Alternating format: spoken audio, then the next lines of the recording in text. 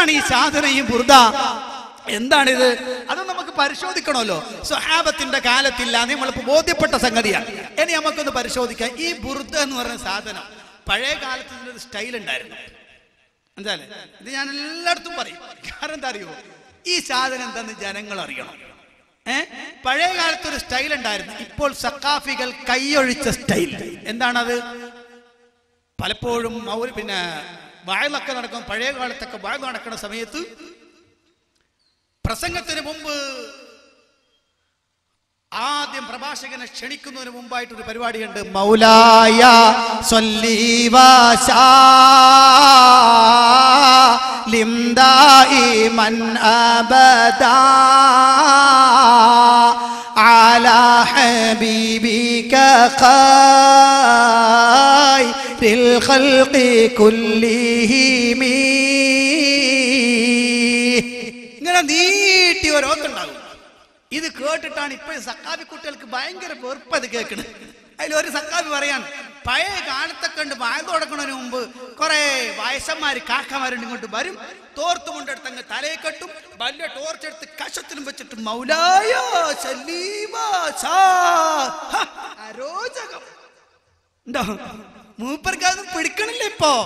ഇപ്പെന്താ പ്രിയപ്പെട്ട റസുബി, പ്രിയപ്പെട്ട റസുബിനെയാണ്. റസുബിന്റെ സ്റ്റൈൽ കണ്ടിട്ടില്ലേ?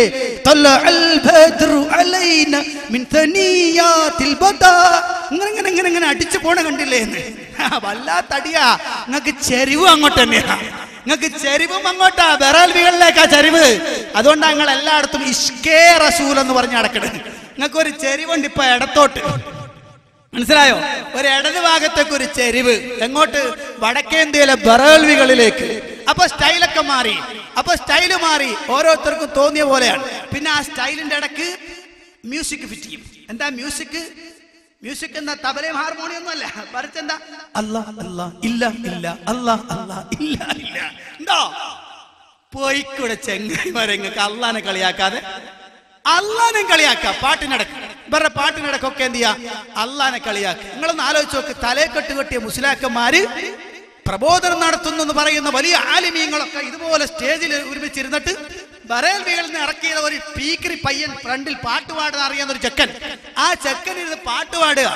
പുകാരോ യാ റസൂലല്ലാഹ് യാ ഹബീബല്ലാഹ് എന്ന് തുടങ്ങുന്ന പാട്ട് പാടുമ്പോ മുയിലാമാര് കൂടെ ഇരുന്ന് ആടിക്കൊടുക്കണം. നാണം കെട്ട ഏർപ്പാട്. പണ്ഡിതന്മാരെന്ന് പറയുന്ന ആളുകൾക്ക് യോജിച്ചാണോ ഇത്? ചെക്കനെ മുന്നിലെടുത്തിട്ട് ഓ പാടുക, അതിനടുത്തിട്ട് ഇങ്ങനെ കൂവി കൂടി കൊടുക്കുക. എന്നിട്ട് ചില സക്കായിമാര് ബാക്കി ഇരുന്ന് അല്ലാ അല്ലാ അല്ലാ അല്ലാ ഡ്രമ്മടിക്കുക. ഡ്രമ്മടിച്ചു കൊടുക്കുന്നത്. നിങ്ങളൊന്ന് ആലോചിച്ച് നോക്കി ഈ സാധനം. അന്ന് ബുർദയുടെ ഒക്കെ സ്റ്റൈല് മാറ്റിയിട്ടാ ഞങ്ങൾ ഓതിയത്. ഞങ്ങൾ തുടങ്ങി വെച്ച സംഗതി അത്, മനസ്സിലായോ? ഇവിടെ വടക്കേ കേരളത്തില് ചൊല്ലിക്കൊരുത്. കാരണം എനിക്ക് വേറൊരു വിഷയം കൂടിയുണ്ട്. അതായത് ഞാൻ ഖാദിരിയ തരീഖത്തിന്റെ വലിയ ശൈഖ് ഉണ്ടല്ലോ, EK മുഹമ്മദ് ദാരിമി അൽ ഖാദിരി. അദ്ദേഹത്തിന്റെ ഒരു പ്രധാനപ്പെട്ട ശിഷ്യനുണ്ട്, MY അബ്ദുള്ള ദാരിമി അൽ ഖാദിരി. അദ്ദേഹത്തിന്റെ ശിഷ്യനാണ് ഞാൻ. ഖാദിരിയ തരീഖത്തിൽ അങ്ങനെ ഒരു ബന്ധം കൂടി എനിക്കുണ്ട്. അതുകൊണ്ട് തന്നെ EK മുഹമ്മദ് ദാരിമി അൽ ഖാദിരിയുടെ സ്റ്റൈല് നമ്മൾ പറയാറുണ്ട്. അന്ന് ഞങ്ങളൊക്കെ മൗലിദ് ചൊല്ലുമ്പോ പിന്നെ മൗലായ തന്നെ പല സ്റ്റൈലിൽ ചൊല്ലിയിരുന്നു. മൗലായ മൗലായ സ്വല്ലി മൗലായ സ്വല്ലി വസല്ലിം മൗലായ സ്വല്ലി വസല്ലിം ദായിമൻ അബദാ അലാ ഹബീബി അലാ ഹബീബിക ഖൈറിൽ അലാ ഹബീബിക ഖൈറിൽ ഖൽഖി കുല്ലിഹിം. ഇങ്ങനെ ചൊല്ലാൻ ബൈക്കോ നിങ്ങൾക്ക്? റജ്വീന്റെ പിന്നാലെ പോണ്ട, സ്വന്തമായി ട്യൂൺ ഉണ്ടാക്കിയോ. മനസ്സിലായോ? ഞങ്ങളൊക്കെ അങ്ങനെ ട്യൂൺ ഉണ്ടാക്കിയത്. പല ട്യൂണിൽ ചൊല്ലിയിട്ടുണ്ട്. ഞാൻ ഇപ്പോൾ അത് വിശദീകരിക്കേണ്ട സദസ്സല്ലല്ലോ ഇത്, അതുകൊണ്ട് ഞാൻ പറയണില്ല. അപ്പൊ ഇതൊക്കെ വിട്ടു ഇപ്പൊ പുതിയ സ്റ്റൈലിലേക്കൊക്കെ മാറിയെങ്കിലും ഈ സാധനം ഹസൻ സാഹിബ് തന്നെ പറയുന്നുണ്ട്, മരിക്കാൻ കിടക്കുന്ന ആളുടെ അടുത്തൊക്കെ ഓതിയിരുന്നു. അങ്ങനെയൊക്കെ ഇത് വലിയ വിശാലമായി ചൊല്ലിയിരുന്ന സാധനമായിരുന്നു എന്നാണ്. നിങ്ങളൊന്ന് ആലോചിച്ച് നോക്കി. ഞാൻ അതിന്റെ ആദ്യത്തെ 2 വരി ഒറ്റ വരിയുടെ അർത്ഥം പറയും, ബാക്കിയൊക്കെ നിങ്ങൾ അതിന്മ ഖിയാസാക്കിക്കോണം. ഒരുത്തം മരിക്കാൻ കിടക്കണ ഘട്ടങ്ങളെന്ന് ആലോചിച്ചു. നമ്മളെ പകരയിലെ ഏതെങ്കിലും ഒരാൾ, ഒരു മുഹമ്മദ് ആക്കയോ അഹമ്മദ് ആക്കയോ മരിക്കാൻ കിടക്കണം. മുപ്പര് സക്കറാത്തിന്റെ ഹാലിലാണ്. അപ്പോൾ ഉണ്ട് നമ്മളിവര് ബുർദേന്റെ ആളുകൾ നേരത്തെ പറഞ്ഞ ടീം, ആ ടീം ഇങ്ങ് വരികയാണ്. ബുർദ ഓതാൻ വേണ്ടി അവിടെ ഇരിക്കും. മരിക്കാൻ കിടക്കുന്നുണ്ട്, കൈയും കാലും ഇങ്ങനെ വിറച്ച് തുള്ളിക്കിടക്കാൻ, മരിക്കാൻ പോവാൻ. അവനിങ്ങനെ ശ്വാസം വലിക്കവൻ മരിക്കാൻ പോവാൻ. ആ സമയത്ത് ഇവർ ചൊല്ലിക്കൊടുക്കുന്നത്